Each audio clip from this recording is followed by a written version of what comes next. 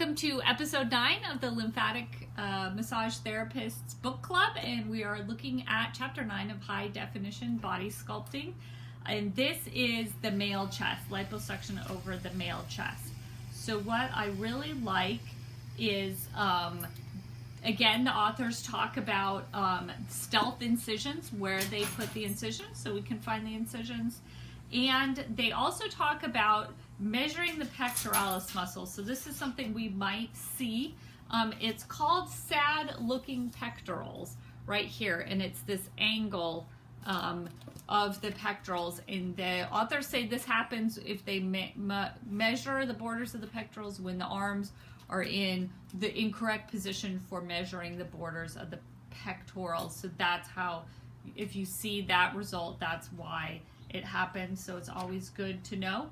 And so they say on page 112, one of the most common mistakes is to mark the borders of the pectoralis muscle in abduction of the arm. Since we are marking other regions of the anatomy in that position, you have to mark accurately the areas of true gynecomastia behind the nipple that require extensive resection. If resection of glandular tissue here is suboptimal, a deformity results due to interruption in the continuity of the pectoralis muscle line. The inadequate shape is called sad pectoral. So if we see that result, we kind of know how it got there.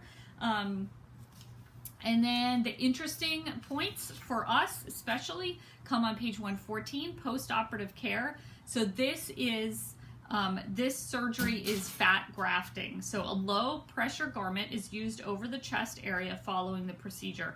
A foam vest over the grafted area is not recommended. So no vest, no high pressure garment over the grafted area, which we absolutely know from other fat grafting procedures, including Brazilian butt lift. We don't want any pressure over the gluteal area. And the authors continue, the postoperative care regimen should include external ultrasound to all areas except the grafted areas and lymphatic drainage massage. Early stretching exercises are also important to prevent retractions in the lateral border of the pectoralis muscle.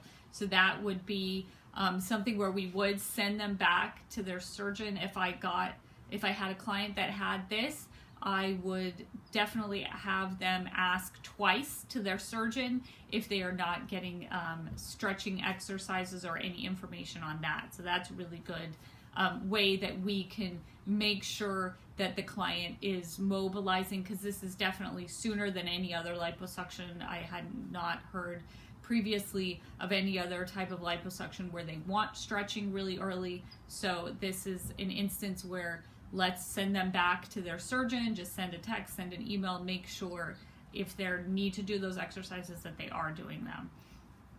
And then the authors put a warning at the end. Warning, do not use a tight garment, foam vest, or anything that would increase the pressure over the fat grafted area.